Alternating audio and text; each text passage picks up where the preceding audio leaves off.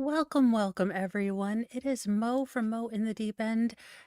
Welcome, Phoenix Fire and JKD Buck. I know Turtle Boy is in the middle of, I guess, being honeypotted by his girlfriend for communist China reasons. What the heck in Stalinist Russia are we dealing with here? So I appreciate you coming over to Nightly Newsy News, and I will be redirecting you back to Turtle Boy News. So if you all are on the replay crew, that is not a problem for me. Uh, Currently, Fry is underneath my desk because being on the carnivore diet means that I have access to bacon, and he is like, "You smell like bacon. I'm staying next to you." Bacon is apparently his love language, and I smell like it. So, you know. And our first story, because I can't fathom why you would do this, but a Toronto man has run 242 marathons in 1 year for fun. He does look a little like Forrest Gump too, so maybe his Jenny ran away. I don't know. Let's look at the article. A Toronto man who ran 242 freestyle marathon length runs with no set course over the course of 2023 may have broken a world record. Again, I have to ask why.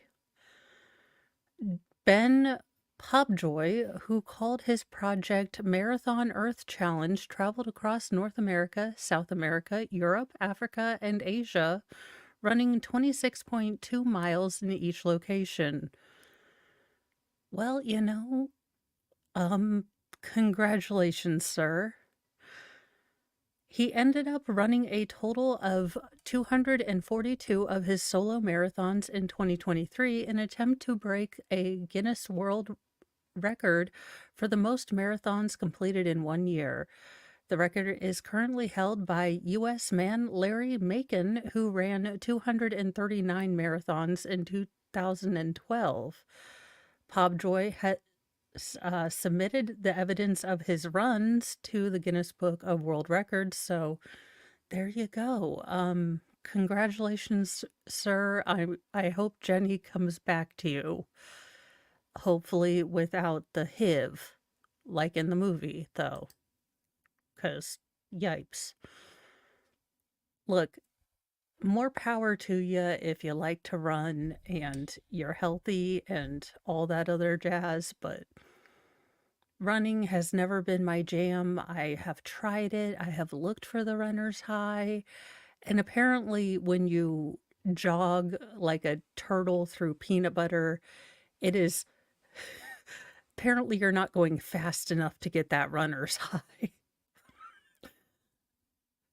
Yes, Squab Bob, I hope he finally gets where he's going, or at least has Kansas playing in the background. In even more disturbing news, Gillian Anderson apparently decided she was going to wear a dress with embroidered lady bits at the Golden Globes, and she decided to tell everyone about it because we could have missed it because it was white on white and no one would have known, but she decided to tell everybody about it. Now you can't really tell, and thank you, Jesus, for all of that. Let me see if I can pull it up. Gillian Anderson is in a show called Sex Education, in which she plays a sex therapist who decorates her home with phallic sculptures and yonic art, which the actor has embraced on her social media.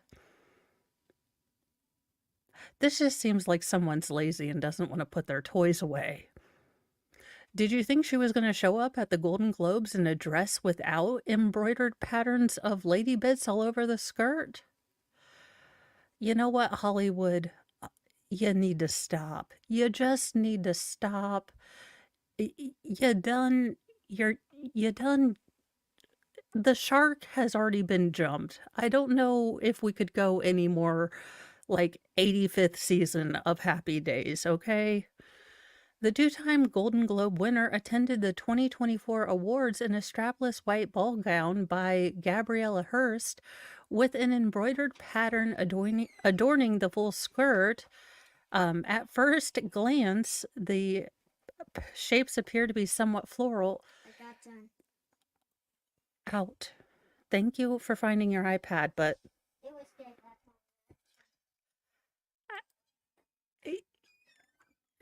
you know, I'd feel the same way if an actor showed up dressed as a dildo.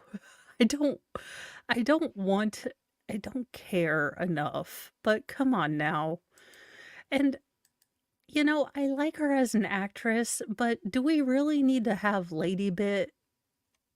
Well, that's because he's now followed the the feral one who's finally found his iPad because he lost it.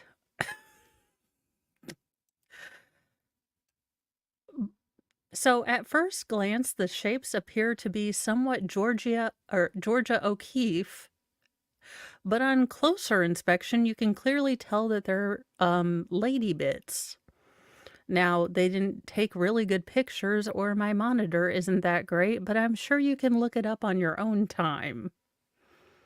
When asked about the bold fashion choice on the red carpet, Anderson told Dateline via People, I wore it for so many reasons. It's brand appropriate. Yes, I have my wiener fabric just laying around, and one day I will make a frock of it, because what is one going to do with all of their phallic fabric just laying around? I'm sure there was just a whole bunch of vulva fabric just lying around, and people were like, what are we going to do with all of this?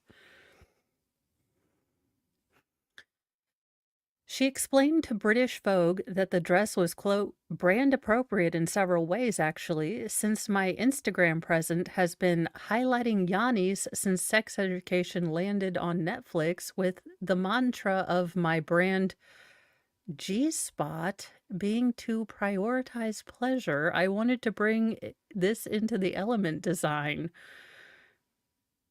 Well, there you go. I mean, thank God she didn't do Ferrari versus Ferrari. I mean, Ford versus Ferrari. She might have shown up as a Mack truck, or she didn't join Transformers. I'd have liked to see how she incorporated that. Oh, please, aliens next time. I want to see her incorporate the little guy that pops out of your stomach just for shits and giggles, please. To emphasize the point on her own Instagram post, Anderson tagged the look with hashtag Yanni of the day. Of course, if for whatever reason you're offended by artful Lady Bits designs, no, I'm not offended. I'm just like, I don't care.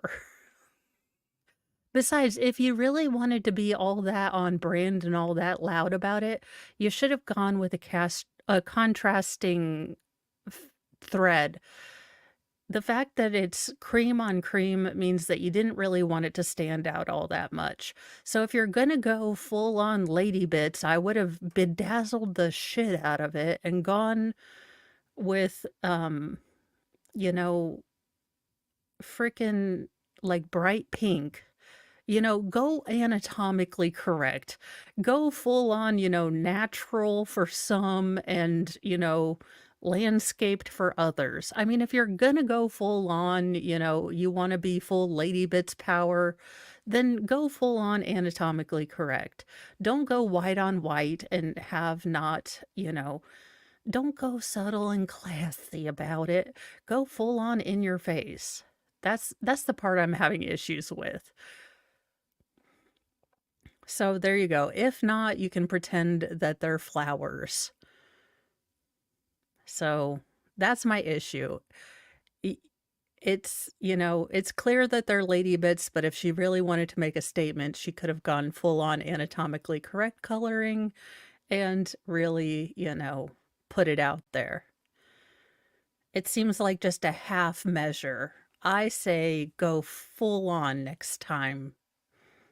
Miss Anderson. Howard Stern apparently caught the coof. Howard Stern reveals why he was off air last week. He just wanted to announce something. Apparently, it wasn't because his ratings have gone down a cliff. Notorious germaphobe Howard Stern revealed to his listeners Monday that he was absent from Sirius XM airwaves last week because he contracted the coof. Now, I would just like to point out that I believe he has been boosted and vaxxed to within like his eyeballs, but I digress. Stern, who has managed to avoid getting the coof since the pandemic hit the US by living like a hermit, told his audience that he finally, ran out of luck. Quote, "We can see if we can get through this show. We were supposed to be back last week, but we weren't," Stern said on Monday. His comments were reported by Mediaite. "Because I got the coof." Stern, who is 69, cautioned his audience that this was not an illness to be trifled with. Quote, "I just want to announce something. The coof is really bad," he added. "You do not want coof. OF. Stern did not say how he thinks he contracted the coronavirus, so I am going to add a wildly speculative idea, and my wildly speculative idea is, of course, bathhouses. "Man, I went through hell. I've never been this sick," he said. Stern also thanked those who developed the vaccine against the coof.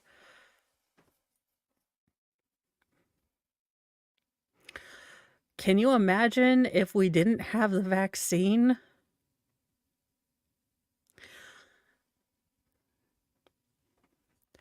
The moronacy of those two statements right after each other. Okie dokie.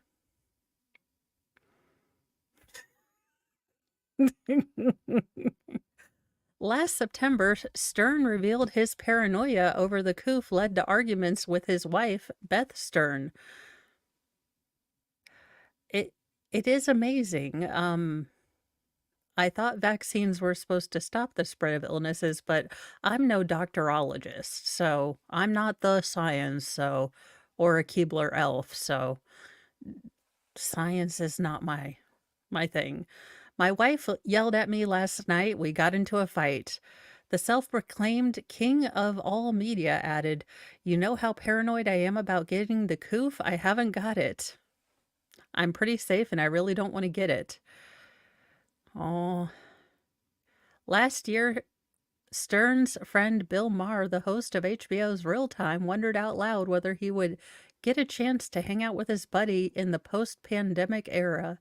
The HBO star said he was unsure whether Stern would ever leave his house due to, I don't know.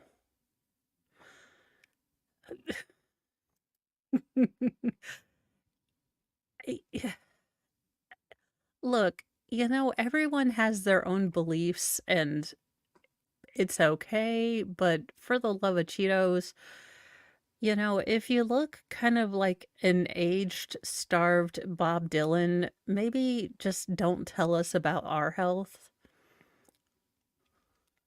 Kind of my thing.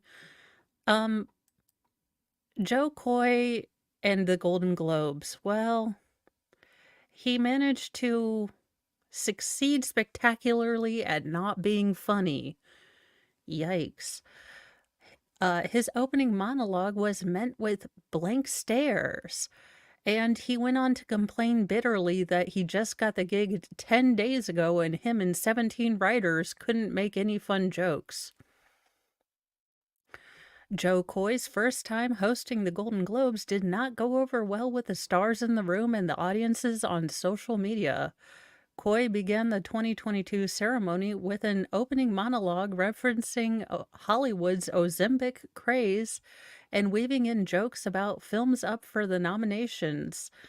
The stand-up comedian likened Barry Coag's male member in Saltburn to Bradley Cooper's prosthetic nose in Maestro, and joked that Oppenheimer needed to be another hour and called Barbie a movie about a plastic doll with big boobs, the latter of which was met with unamused stares by Margot Robbie and the film's director, Greta Gerwig. Did he make fun of the feminist, anti-patriarchy movie of the year? Oh, oh, he's gonna step he's gonna step in it. It was kind of weird being attracted to a plastic doll, Coy added as he turned to Barbie star Ryan Gosling. It's just something about your eyes, Ryan. Coy seemed to realize some of the jokes were falling flat. Quote, I got the gig 10 days ago. You want a perfect monologue? Yo, shut up. Are you kidding me, right? He quipped to the audience. I mean, here's the problem, sir. You're not funny. I mean, I've actually seen some of Joe Coy's stand-up specials where he is funny. I don't know that this is the medium for him. I think it was very forced. But I think people are tired of seeing Hollywood congratulate itself for being Hollywood.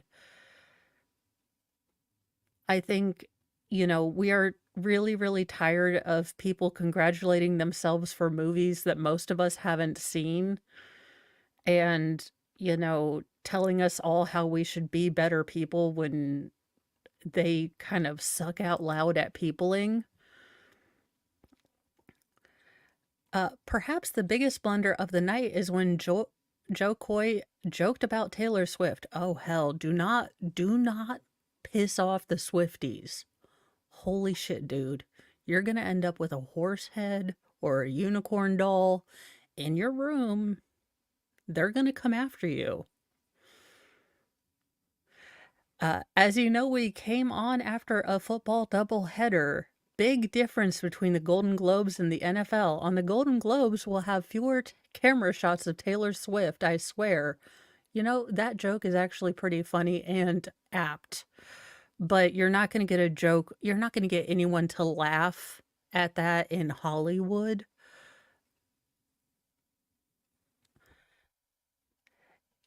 Yeah, look, the fact is, you need Ricky Gervais. The only reason people watched the Golden Globes is because Ricky Gervais went up there and told Hollywood exactly what the rest of us want to tell them. Shut the hell up. No one wants to listen to you. No one's really even watched half of these movies up here. So please shut the hell up. Sit down, and takes the mickey out of all of them and basically drinks while doing it. Ricky Gervais is awesome. Sir, please come back. We love you. Uh, yeah, seriously. Next year, hire me. I'll make fun of all of them and I don't care. Because it's not like I'm going to see any of them ever again. Although I will take at least 7 or 8 of those gift bags. Around 10 of them, okay? And whatever you give, Cher/Nancy Pelosi, because I'm just saying. We need to put this up here. This is not actually Florida woman's fault, but what in the actual hell is going on in Florida jails? A Florida woman jailed on unaliving charges since 2022 is pregnant. Now, I don't believe that she is part of the immaculate contraption, as my youngest would say. So, a woman jailed in Florida on murder charges since 2022 is pregnant, prompting an investigation into possible rape or assault charges. Daisy Link, 28, has been held in the Turner Guilford Night Correctional Center in Miami-Dade County since 2022. When she was charged with second-degree murder, her lawyers contend Link fired a single shot at her partner to protect herself in a domestic violence incident. The case has not yet gone to trial. Quote, we don't know what's going to happen to her, but we do know that Daisy should not be 4 months pregnant, said Crystal Barrietto, Daisy Link's sister. Barrietto said her sister called her from jail to tell her she was pregnant and had been assaulted, but the hospital, quote, never tried to give my sister a, sane kit or any sort of treatment for that. She said her sister did not name the man who attacked her. Quote, the care, safety, and rehabilitation of all those in our custody remains our top priority. Look, I'm not calling y'all liars, but this chick done ended up pregnant, okay? Correction officials said to CBS News. While there is no evidence of rape against our inmate at this time, no, every single look, any sort of relationship with an inmate is classified as rape because they cannot consent due to power dynamics. At least that's how I understand it. I could be very wrong. Don't listen to me. The circumstances surrounding the pregnancy are currently under active investigation. But Barrietto said officials are not doing enough to investigate what happened to her sister. She told NBC News that when Link tried to tell jail officials she was pregnant, they mocked her and suggested she got pregnant by aliens. Quote, my sister is a human being, Barrietto said. She deserves a right to due process. She deserves a right for this to be investigated. And that unborn child also deserves a fighting chance for medical care and to be properly cared for. Meanwhile, Link's lawyer, Marlene Montenier, dismissed, quote, implausible reports that Link became pregnant by a male inmate passing his contributions to her through an air duct.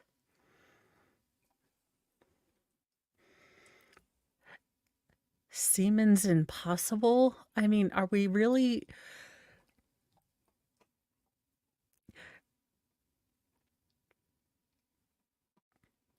So, what? No, wait. How? Who the hell came up with that idea?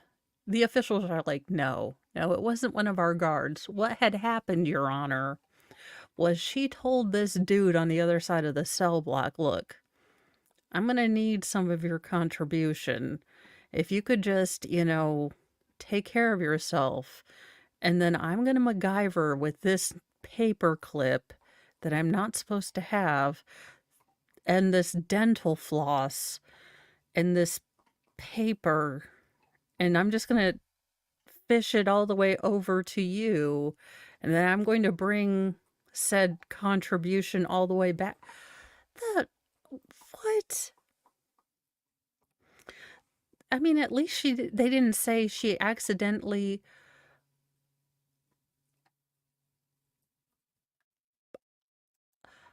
I feel like we should do a Mythbusters of that, but I don't know that that's gonna be even Rumble safe. Even so, quote, no matter how you slice this for them, at the end, they are at fault for her pregnancy, Montaner said. No one should come out of jail or come out pregnant in jail. This is really ridiculous. Barrietto said, we're just really worried about Daisy and her well-being, her safety, and the safety of her unborn child. Well, I'm sure it has happened. I mean, not the whole air vent mission sperm impossible kind of. Although now I am seeing just little animated sperm, and I have the Mission Impossible theme going on in the back of my head, which is completely... that's what I would think, but I don't really know, so As a not doctorologist, I'm going to say maybe. But I do not know. But I mean, as the great Dr. Ian says in Jurassic Park, life finds a way. I'm still saying there's a skeezy guard somewhere. And the prison did not pay attention to this, didn't give her the care she needed, and someone dropped the ball somewhere because this should not happen, and this needs to actually be taken care of. Oh my gosh. Uh, in nice try, A for effort, D for denied, a wife charged with a husband's murder after human blood was found on the force multiplier she said she used to shoot rabbits. Now, why did I think of mice and men? I was like, not rabbits. No, we're gonna go take care of rabbits. Quite literally. Yes, my word choices and phrasing was maybe off there just a little bit. Straight from Utah. A woman in Utah was charged with unaliving her husband after she allegedly told police that a blood spattered gun found in her purse after his death was from a recent trip she took to shoot rabbits at close range in the desert. Not being from Utah, not having a vendetta against rabbits, is this something people do? Do people just go to the desert to shoot poor innocent bunnies? I mean, look, I understand people have vendettas against certain animals, but bunnies? Okay. All right. Then that makes more sense. You'd think that at least if she's going to participate in this activity, she would respect her firearm enough to clean it after she does it, instead of put it back in her purse all dirty. I mean, what if what if it got her, 800-mile long CVS receipt all dirty? How dare she? In a statement on Facebook released Saturday, the Provo Police Department said it would not disclose any further details about the probe into the alleged murder of resident Corey Fawcett on Saturday, January 6th, by his wife, Melissa Johnson Fawcett. Police responded to the couple's Utah home around 7:42 that evening and found Fawcett dead in the hallway of the residence. Johnson Fawcett was booked shortly after. A request from Law and Crime for her arrest records was not immediately returned on Monday. The scene at the shooting left detectives with several questions about what really happened inside the home. Well, just say you thought he was a rabbit. He startled you, and, you were still keyed up from all the rabbits. I don't know if it's going to work, but you can always try it. Johnson Fawcett allegedly told police she shot her husband in self-defense when he began attacking her and, giving her a neck hug, if you will. Salt Lake Fox affiliate KSTU reported she said she was in her bedroom when the attack began, so she used a nearby force multiplier to shoot him. According to her, he didn't go down right away and started to leave the bedroom, all while threatening to unalive her. As this quickly unfolded, Johnson Fawcett told the police she left the room at the same time and started shooting at her husband again, fearful that he was going to get ahead of her and find another fire. So maybe she took a 22 to go unalive rabbits and needed a bigger, I guess, caliber, if you will. Uh, to find another firearm in the house. Fawcett was shot 4 times, including once in his side, twice on the left side of his face, and once in the back of the head. Okay, ma'am, in the back of the head, seriously, in self-defense, execution style, ma'am. Make it make sense. The face shots reportedly left burn marks indicating they were done at close range. Further, one of the shots may have been fired when he was already on the ground.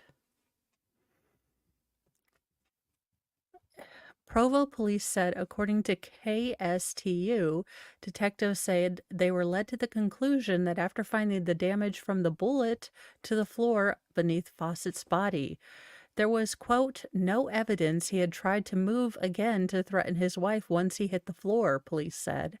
An evaluation of Johnson Fawcett by the medical examiners also found no injury to her head or neck as she initially claimed.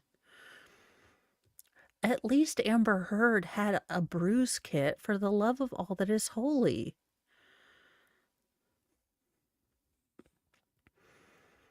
Once officers had a search warrant, they reportedly found a weapon stowed away in Johnson Fawcett's purse. It was apparently covered in blood spatter. When police asked her about it, she allegedly told them it was blood from rabbits she shot at close range recently during a trip to the desert. A test of the blood determined it was human blood. I mean, maybe it was something kinky. She used to call him Rabbit during Smexy times. I mean, it wasn't a lie. They just didn't ask him what, they didn't ask her what his nickname was.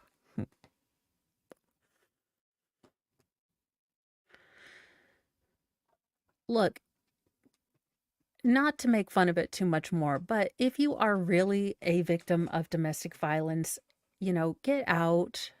But these dingleberries who fake it and then unalive with absolutely no evidence of actual domestic violence, Sarah Boone.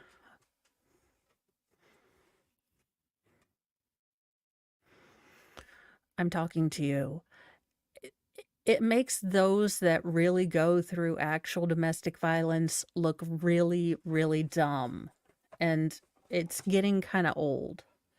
Fry, there is no bacon up here for you. You will not get on the desk. Now go to your bed. Fry's like, I'm not listening to you. From my neck of the wood, um, it's plausible, but I doubt it. From the Indianapolis Star, quote, the gun just went off. Man arrested after fiancé shot in the head. Indianapolis police have arrested a man after his fiancée was shot in the head, according to court documents. Jamal Tyler, 32, was preliminarily charged with attempted murder after the shooting. Well, that's good because that means she survived. Which occurred at the couple's home shortly before 1:30 a.m. Look, if you guys are still fighting after midnight, go to separate areas of the house. Nothing happens good after midnight. Let it go. Talk peacefully in the morning. Maybe when you can have a little bit more rational talks. Nothing good happens after midnight. The probable cause affidavit states Tyler told 911 dispatchers, quote, the gun just went off and his wife had been shot. He stated he was going to prison, then disconnected the call. Officers responding to the call in the home on North Euclid Avenue found a woman with a gunshot wound to her head lying on the bed. She was taken to the hospital with catastrophic injuries and is not expected to survive. Well, so he's probably going to be going in for murder, not attempted murder. According to the affidavit, investigators further found a handgun at the foot of the bed with a shell casing inside. 4 children were also inside the home.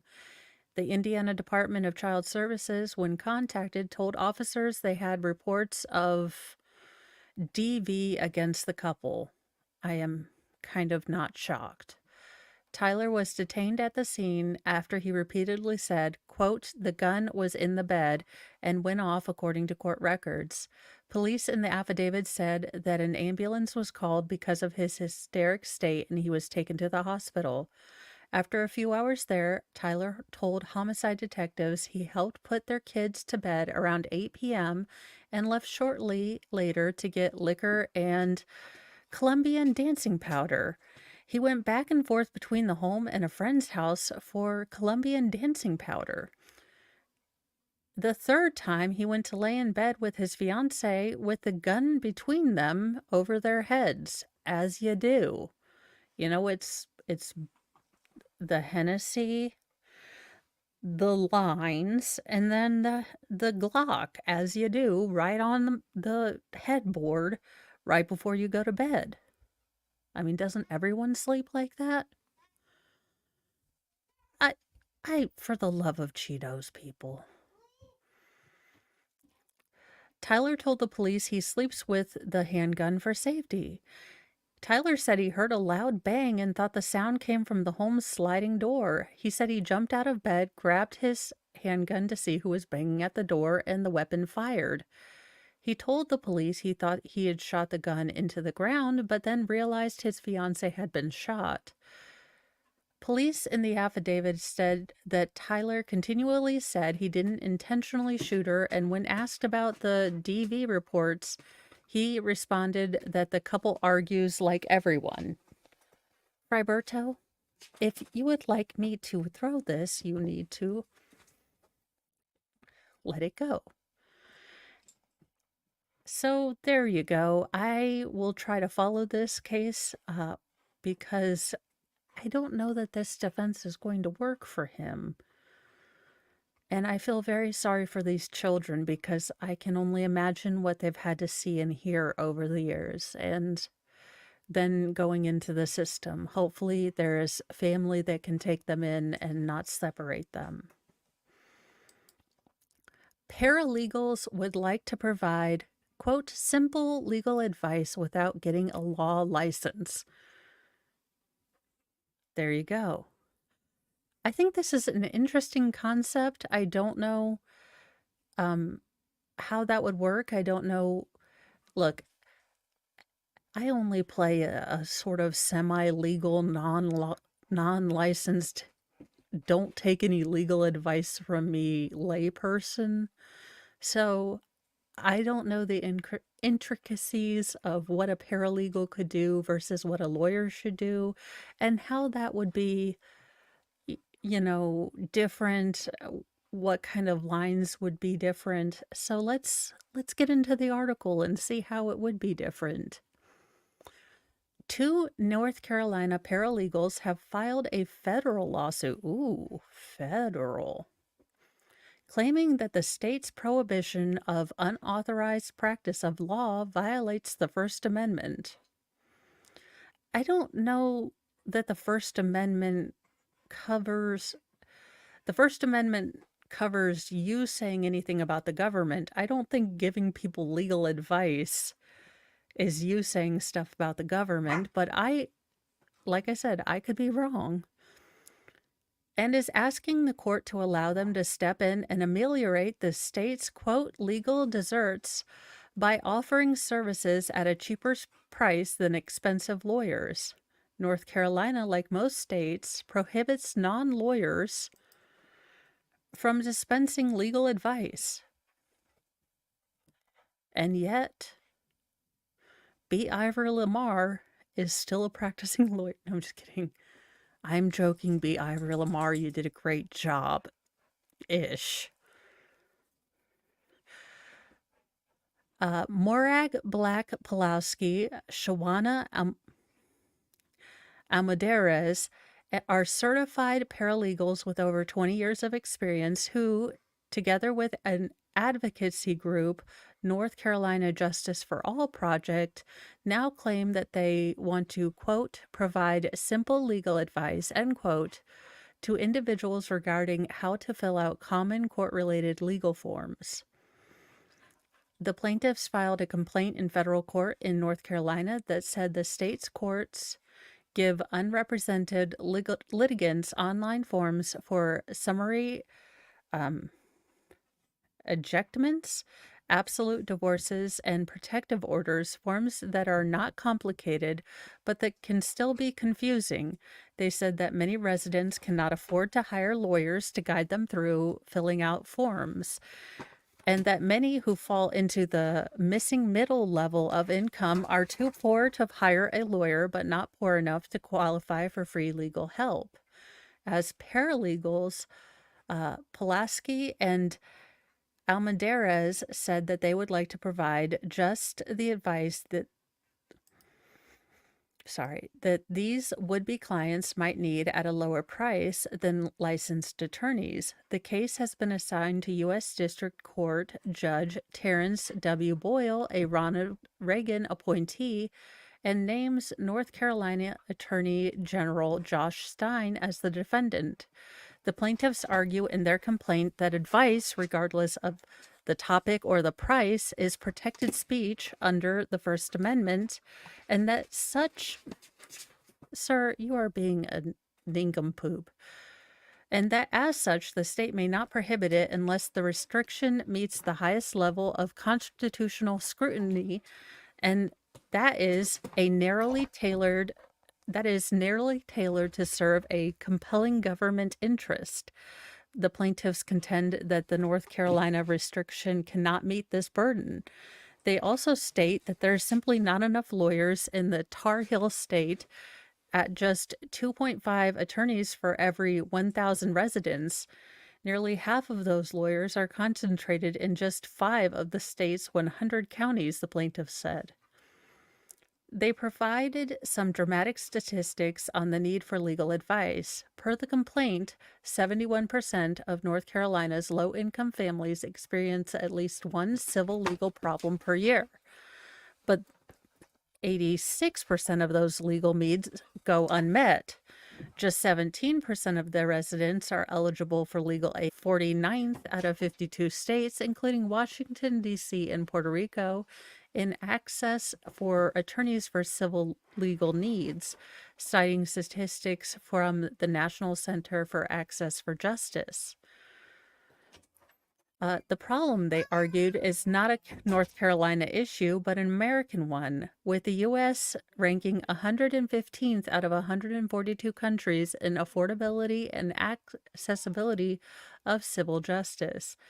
The individual plaintiffs argued that they each have extensive experience in exactly the areas of law that are most relevant in the case, and that they are well qualified to assist individuals with filling out court forms dealing with family law, landlord-tenant law, estate planning, and probate services. They also said that many individuals have, quote, a legitimate civil legal need, but due to the emotional turmoil of their situations and lack of familiarity with procedures, they can't fill out forms in a timely or correct way. According to the complaint, these forms, quote, can often be filled out in under an hour and are easily explainable to lay people. Therefore, they argued, requiring people to go to 3 years of law school and passing the bar, quote, is not narrowly tailored means of advancing any sufficiently important or compelling government interest, end quote. To underscore the point, the plaintiffs pointed to the regulatory systems in Arizona and Utah, which allowed non-lawyers to give paid legal advice, and to England and Wales, which have done the same. Interesting. Quote, legal advice is speech, and speech is protected by the First Amendment, the plaintiff's attorney Paul Sherman, in a statement Thursday said, quote, the U.S. Supreme Court has held that the First Amendment protects expert advice and that the First Amendment's protection does not go away simply because the speaker is paid for their advice. The paralegal's lawsuit is not the first time the Attorney General has been party to a First Amendment lawsuit over the state's regulations. In 2022, Stein sued to block what he called a, quote, archaic, never-before-used criminal libel statute that was being used to investigate Stein's campaign ad against a political opponent. Nothing like your political ad biting you in the ass. Ultimately, that case was dismissed as moot when the State Board of Elections did not intend to continue with any action against Stein. Oh, Stein's going to be butthurt about that, I'm sure. Fry's like, I win. I win. Fry, you can't do that on camera.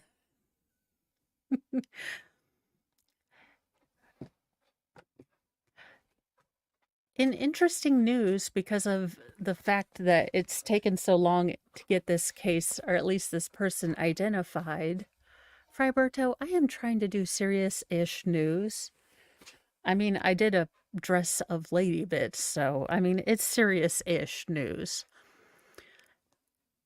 A decapitated woman found in a California vineyard has been identified nearly 13 years later.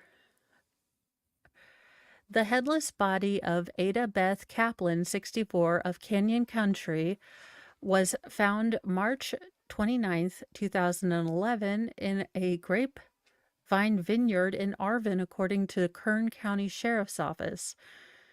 She was found without a head or thumbs, as you do. I mean, I can understand the head, but thumbs? Like, you'd think you'd take all the fingers off if you didn't want the body to be identified, not the thumbs. I mean, I digress on weirdness. And the body appeared to have been posed, NBC affiliate KGET of Bakersfield reported. Arvin is about 21 miles southeast of Bakersfield. Earlier efforts to identify the body were futile without two out-of-county missing person cases ruled out by DNA, or with two out-of-county missing person cases ruled out by DNA, the sheriff's office said in a news release. So apparently this is the grape. I wonder what that does to the wine. Do they make a special vintage like Dead Lady vintage? This is a terrible squirrel section. Quote, a post-mortem examination was conducted and the cause of death was undetermined. I think it's because she didn't have a head. I mean, call me crazy. I'm not a doctorologist, but she also didn't have a head. And the manner of death was homicide, the sheriff's office said in a release. Jane Doe was laid to rest at Union Cemetery after all leads to identify her were unsuccessful. In February 2020, the Kern County Coroner's Office, working with the DNA Doe Project, successfully identified Jane Doe from 1980 using genealogy, according to the sheriff's office. Months later, the DNA Doe Project began working to build a genetic profile and family tree for the headless woman found in the vineyard. In July 2023, two family members living on the East Coast were identified and provided DNA samples for comparison, which helped identify the woman as Kaplan, the sheriff's office said. Kern County detectives learned from interviewing family members that a missing person report was never filed for her. Why not? A cause of death has not yet been determined by the coroner's office, and no suspects have been arrested in connection with her death. Well, that's kind of unsatisfying.